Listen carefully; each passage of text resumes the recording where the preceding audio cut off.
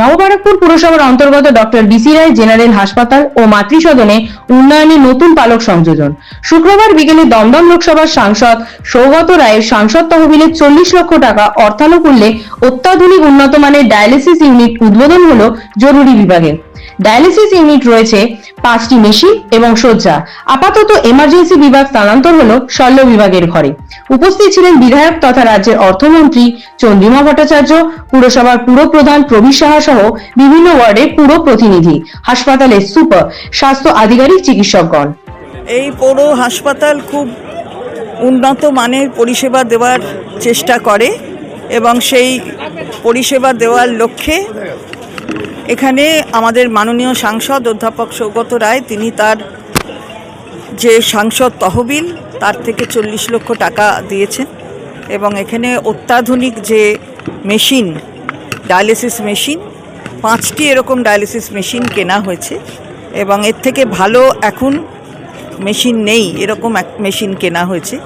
তো সেই কাজটা পৌরসভা করেছে। আমি ধন্যবাদ জানাচ্ছি চেয়ারম্যান প্রবীর সাহাকে। সেটা দেখবে পরে, সবই তো বিনামূল্যে হলে হয় না। আমি খুবই আনন্দিত যে আজকে বিসি রায় হাসপাতাল নিউ ব্যারাকপুর পৌরসভার একটা হাসপাতাল, এখানে আজকে ডায়ালিসিস মেশিনের উদ্বোধন হবে। আজকাল ক্রনিক রেনাল ফেলিয়ার এটা খুব কমন, লোকের কিডনি খারাপ হয়ে যাচ্ছে, মূলত সুগার বেশি হয় এই জন্যে। সেই পরিস্থিতিতে যদি ডায়ালিসিস হয়, অল্প খরচে এখানে করা যায়, তাহলে বহু মানুষ উপকৃত হবে। যাদের কিডনি ফেল করেছে, তাদের দুটো কিডনি ফেল করেছে, তাদের তো ডায়ালিসিস ছাড়া উপায় নেই, সেই সুবিধাটা তারা পাবে।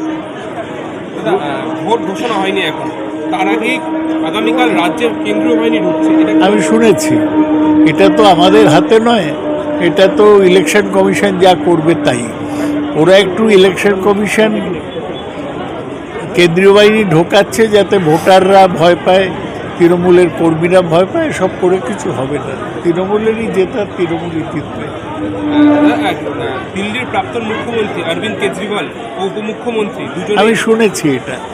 দিল্লির ব্যাপার নিয়ে আমাদের কমেন্ট করার কি দরকার আছে? হ্যাঁ, ভালো তো। অধিকাংশই সিবিআই ইডির কেসগুলো কিছু হয় না, ওরা লোককে হ্যারাস করার জন্য করে, তারপর ছেড়ে দেয় আস্তে আস্তে কেস। এখানেও তাই হয়েছে। আগামীকাল প্রথম খসড়া তালিকা প্রকাশ হচ্ছে, ভোটার তালিকা প্রকাশ হচ্ছে।